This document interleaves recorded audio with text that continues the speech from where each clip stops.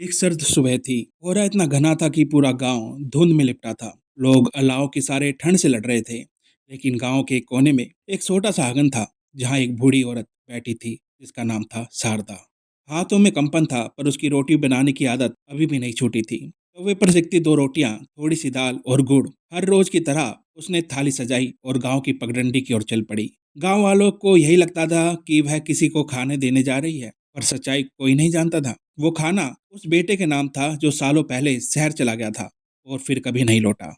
विशाल, माँ की आंखों का तारा, बचपन से ही तेज दिमाग, होशियार। शारदा ने अपने अरमानों की बलि दी, खेत तक गिरवी रख दिए और जेवर बेच डाले ताकि बेटे को पढ़ा सके। पर जब सफलता मिली तो बेटा पीछे मुड़कर गांव वापस नहीं आया। शुरुआत में फोन आता था, माँ अभी मीटिंग है, बाद में बात करता हूँ।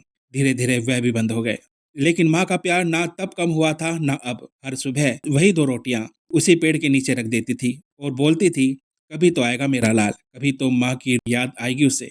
गांव वाले हंसते, ताने देते, अब वो शहर का बड़ा आदमी बन गया है, उसे गांव की मिट्टी और माँ की रोटी से क्या वास्ता। पर शारदा की आंखों में यकीन अब भी था। जिसने मेरी कोख से जन्म लिया है, वो मेरी रोटी की खुशबू को नहीं भूल सका। फिर एक दिन गांव में एक चमचमाती गाड़ी आकर रुकी। सूट बूट पहने, आंखों पर काले चश्मे लगाए एक शख्स उतरा। कोई पहचान नहीं पाया, और माँ का दिल पहचान गया।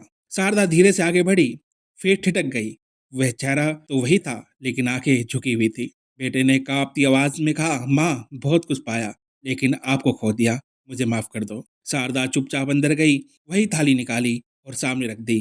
खा ले बेटा, ये रोटियां आज की नहीं है, बरसों से तेरा इंतजार कर रही है। और उस दिन विशाल समझ गया, दुनिया की हर दावत फीकी है उस रोटी के आगे, जिसमें माँ के हाथों की तपिश और दिल का प्यार होता है। अगर ये कहानी आपके दिल को छू गई हो ना दोस्तों, तो दुआ करिए उन माओं के लिए जो बस इंतजार कर रही है अपने बच्चों का। शायद कोई बेटा किसी दिन लौट आए, बस दो रोटियों की भूख को लेकर और माँ की ममता का कर्ज चुकाने। अगर आपकी आंखें भी नम हुई हो तो इस पोस्ट को एक प्यार भरा लाइक जरूर कीजिएगा और चैनल को सब्सक्राइब करना बिल्कुल मत भूलिएगा। मैं आपका दोस्त डॉक्टर संदीप सिवान, धन्यवाद।